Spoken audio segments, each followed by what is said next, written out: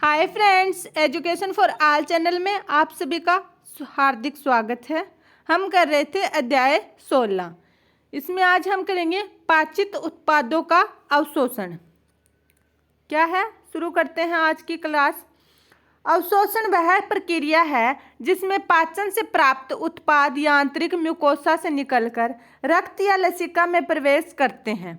यह निष्क्रिय, सक्रिय अथवा सुसाध्य परिवहन क्रियाविधियों द्वारा संपादित होता है। ग्लूकोज, अमीनो अम्ल, क्लोराइड आयन आदि की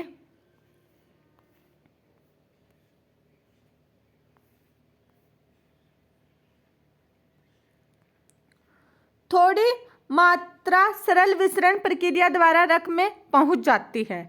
इन पदार्थों का रक्त में पहुंचना सांद्रण प्रवणता पर निर्भर करता है। हालांकि ग्लूकोज और अमीनो एसिड जैसे कुछ पदार्थ वाहक प्रोटीन की मदद से अवशोषित होते हैं। इस क्रियाविधि को सुसाध्य परिवहन कहते हैं। जल का परिवहन परासरणी प्रवणता पर निर्भर करता है। सक्रिय परिवहन सांद्रण प्रवणता के विरुद्ध होता है, जिसके लिए ऊर्जा की आवश्यकता होती है। विभिन्न पोषक तत्वों जैसे अमीनो अम्ल, ग्लूकोज, मोनोसैकेराइड और सोडियम आयन विद्युत अपघट्य का रक्त में अवशोषण इसी क्रियाविधि द्वारा होता है। आगे क्या है, वसा अम्ल और ग्लिसरॉल अविलेय होने के कारण रक्त में अवशोषित नहीं हो पाते। क्या, वसा अम्ल और ग्लिसरॉल है वो अविलेय कौन से थे, जो घुलते नहीं, तो रक्त में अवशोषित नहीं हो पाते। प्रथम वे विलेय सूक्ष्म बूंदों में समाविष्ट होकर आंतरिक म्यूकोजा में चले जाते हैं, जिन्हें मिसेल्स कहते हैं। ये यहाँ प्रोटीन आश्रित सूक्ष्म वाला गोलिका में पुनः संचरित होकर अंकुरों की लसिका वाहिनियां लैक्टियल में चले जाते हैं। ये लसिका वाहिकाएं अंततः अवशोषित पदार्थों को रक्त प्रवाह में छोड़ देती है। आगे, पदार्थों का अवशोषण आहार नाल के विभिन्न भागों जैसे मुख, अमाशय, छोटी आंत और बड़ी आंत में होता है, परंतु सबसे अधिक अवशोषण छोटी आंत में होता है। इंपॉर्टेंट क्वेश्चन है, सबसे ज्यादा अवशोषण किस में होता है? छोटी आंत में। सबसे ज्यादा अवशोषण किस में होगा? छोटी आंत में। अवशोषण सारांश, अवशोषण स्थल पदार्थ तालिका 16.1 में दिया गया है। देखते हैं हम, ये तालिका है पाचन तंत्र के विभिन्न भागों का अवशोषण सारांश। अब सबसे पहले हम मुख में देखते हैं किस चीज का अवशोषण होता है। कुछ औषधियां जो मुख और जिह्वा की निचली सतह के म्यूकोसा के संपर्क में आती है, वह आश्रित करने वाली रुधिर कोशिकाओं में अवशोषित हो जाती है। मतलब कुछ औषधियां मुख में अवशोषित होती हैं। औषधियां क्या होती है? दवाइयाँ। फिर आता है अमाशय। अमाशय में क्या होगा? जल का, सरल शर्करा, अल्कोहल आदि का अवशोषण होता है। अल्कोहल का अवशोषण किस में होगा? अमाशय में। अमाशय में अवशोषण किसका होगा? जल, सरल शर्करा, अल्कोहल आदि का अवशोषण होगा। अमाशय में किसका होगा? जल, सरल शर्करा, अल्कोहल आदि का अवशोषण होगा। और छोटी आंत में किसका होगा? पोषक तत्वों के अवशोषण का प्रमुख अंग है छोटी आंत। क्या है? पोषक तत्वों के अवशोषण का प्रमुख अंग है। यहाँ पर पाचन की क्रिया पूरी होती है और पाचन के अंतिम उत्पाद जैसे ग्लूकोज, फ्रुक्टोज, वसीय अम्ल, ग्लिसरॉल और अमीनो अम्ल का म्यूकोजा द्वारा रक्त प्रवाह और लसिका में अवशोषण होता है। क्या है?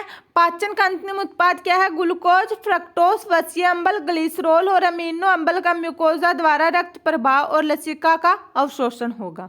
बड़ी आंत में किसका होगा? जल, कुछ खनिजों और औषधि का अवशोषण होगा। किस किस का होगा? खनिजों का और औषधि का। इंपॉर्टेंट है, खनिजों का अवशोषण किस में होता है? बड़ी आंत में। और अल्कोहल का अमाशय में। और सबसे ज्यादा अवशोषण किस में होगा बाकी बचे पदार्थों का? छोटी आंत में। आगे देखते हैं,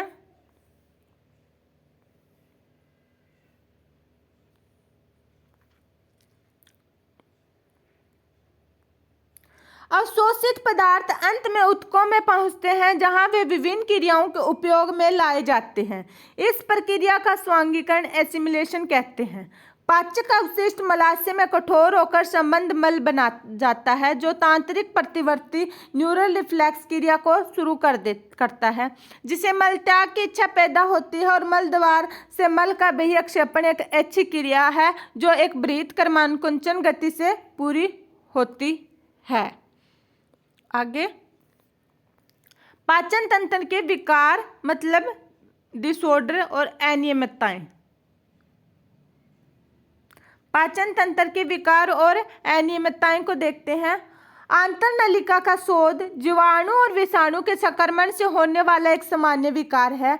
आंतर का संक्रमण परजीवियों जैसे फीता कृमि, गोल कृमि, सूत्रकृमि, हुकवर्म, पिनवर्म आदि से भी होता है। आगे, पीलिया जॉन्डिस, इसमें यकृत प्रभावित होता है। पीलिया में त्वचा और आंख पित्त वर्णकों में जमा होने से पीले रंग की दिखाई देती हैं। पीलिया जॉन्डिस, इसमें क्या प्रभावित होगा? यकृत। इंपॉर्टेंट क्वेश्चन है। पीलिया में सबसे ज्यादा क्या प्रभावित होता है? लीवर, यकृत। और इसमें क्या होता है? त्वचा, आंख और में पित्त के वर्णकों का जमा होने से पीले रंग दिखाई देते हैं। मतलब नाखूनों पे, आंख में क्या आ जाता है? पीला रंग आ जाता है, पिलास आ जाता है उसमें। आगे है वमन, वॉमिटिंग मतलब उल्टियां। यह आमाशय में संग्रहित पदार्थों को मुख से बाहर निकालने की क्रिया है। यह प्रतिवर्ती क्रिया मेडुला में स्थित वमन के अंदर से नियंत्रित होती है। उल्टी से पहले बेचैनी की अनुभूति होती है। इस पे इम्पोर्टेंट क्या है कि यह क्रिया मेडुला में स्थित वमन के अंदर से नियंत्रित होती है। किससे नियंत्रित होती है? मेडुला में। उल्टियां किसके द्वारा आती है? हमारी प्रतिवर्ती क्रिया मेडुला में स्थित वमन के अंदर से नियंत्रित होती है, तब उल्टियां आती है। और इससे पहले क्या होता है? बेचैनी का अनुभव होता है, जिसे हम कहते हैं जिदोरा होता है। आगे, परवाहिका डायरिया, आंतर बाउल के असामान्य गति की बारंबारता और मल का अत्यधिक पतला होना क्या कहलाता है? प्रवाहिका डायरिया कहलाता है। इसमें भोजन अवशोषण की क्रिया घट जाती है। मतलब जितने ज़्यादा दस्त लगते हैं तो हमारा जो खाते हैं वो बाहर निकल आता है, तो हमारा भोजन अवशोषित नहीं हो पाता और कमजोरी ज़्यादा आती है। दस्त में सबसे ज़्यादा क्या होती है? कमजोरी आ जाती है। एक दिन में ही आदमी बहुत ज़्यादा कमज़ोर हो जाता है, बार बार उसको दस्त लगने से। आगे है कोष्ठबंधता, जिसे कब्ज कहते हैं, कॉन्स्टिपेशन। कब्ज में बृहत तंत्र के मल रुक जाता है और आंतर की गतिशीलता अनियमित हो जाती है। मतलब इसमें पाचन अच्छे से नहीं होता और हमारी आंतों में बड़ी बड़ी भोजन की गांठें बन जाती है, और तो क्या होता है? वो मल बाहर नहीं निकल पाता। आगे है अपच। अपच इंडाइजेशन, इस स्थिति में भोजन पूरी तरह नहीं पचता और पेट भरा भरा महसूस होता है। अपच एंजाइमों का स्त्राव में कमी, व्याघ्रता, खाद्य विषाक्तता, अधिक भोजन करने और मसालेदार भोजन करने के कारण होता है। अपच तो सभी को हुआ होगा, क्योंकि कई बार हम ज़्यादा खा लेते हैं या भोजन नहीं पड़ता तो ऐसे फील होता है और कुछ खाने का मन नहीं करता, बस पेट भरा भरा सा महसूस होगा। आगे,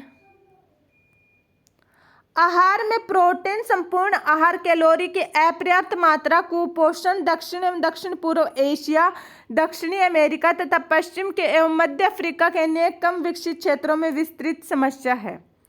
सूखा, अकाल व राजनीतिक उथल पुथल के कारण जनसंख्या का एक विशाल हिस्सा प्रोटीन ऊर्जा कुपोषण, PEM, P का मतलब प्रोटीन, E का मतलब एनर्जी, M का मतलब mail nutrition.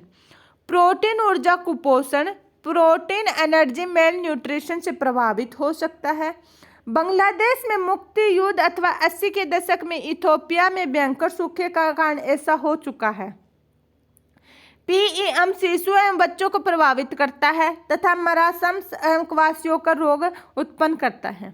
Protein energy mail nutrition क्या करेगा? मेरासम और क्वाशियोकर रोग उत्पन्न करेगा। कौन कौन से? मेरासम और क्वाशियोकर रोग। इंपॉर्टेंट है ये। आगे, मरासम प्रोटीन और कैलोरी दोनों की एक साथ अल्पता से उत्पन्न होता है। यह विकार सामान्यतः 1 वर्ष से कम आयु के शिशुओं में पाया जाता है। इसका मुख्य कारण शिशु को मां के दूध के स्थान पर अल्प प्रोटीन और कम कैलोरी मान वाले आहार देना है। इसका मुख्य कारण प्राय कम अंतराल में पुनः गर्भाधान अथवा शिशुओं का जन्म होना है, जबकि बच्चा बड़ा बहुत कम आयु का ही होता है। मरासमस में प्रोटीन अल्पता के कारण वृद्धि मंद और ऊतकों की प्रोटीन की विस्थापन अत्यंत कृशिकाओं शरीर और हाथ पैर अत्यंत पतले हो जाते हैं। त्वचा शुष्क पतली झुर्रीदार हो जाती है। वृद्धि की दर एवं शारीरिक भार बहुत अधिक घट जाता है। मस्तिष्क की वृद्धि एवं विकास भी बहुत अधिक मंद हो जाता है। मानसिक क्षमता भी असंतुलित हो जाती है। आगे है क्वाशियोकर। प्रोटीन अल्पता से उत्पन्न यह विकार है, मतलब प्रोटीन की कमी से उत्पन्न होने वाला रोग है। इसमें प्रोटीन की कमी तो नहीं होती है। यह 1 वर्ष से अधिक आयु के बच्चों में पोषण मां के दूध के स्थान पर उच्च कैलोरी परंतु अल्प प्रोटीन वाला आहार देने से होता है। मेरासम्स की तरह ही क्वाशियोकर में भी मांसपेशियां लटक जाती है, हाथ पैर पतले हो जाते हैं और वृद्धि और मस्तिष्क का विकास रुक जाता है। परंतु मेरासम्स के विपरीत त्वचा के नीचे कुछ वसा शेष रहती है, परंतु शरीर के विभिन्न भागों में अत्यधिक शोथ एवं सूजन दृष्टिगोचर होती है। इसके साथ ही अपना अध्याय 16 समाप्त होता है। नेक्स्ट क्लास में हम नया अध्याय शुरू करेंगे, अध्याय 17। हमारे साथ बने रहिएगा, अपना सिलेबस पूरा करिएगा धीरे धीरे। और जानने से पहले वीडियो को लाइक, चैनल को सब्सक्राइब एंड शेयर जरूर कीजिएगा। आपकी हेल्प के बिना ये चैनल ग्रो नहीं हो सकता। प्लीज़ हेल्प करना इसको ग्रो करने में। धन्यवाद।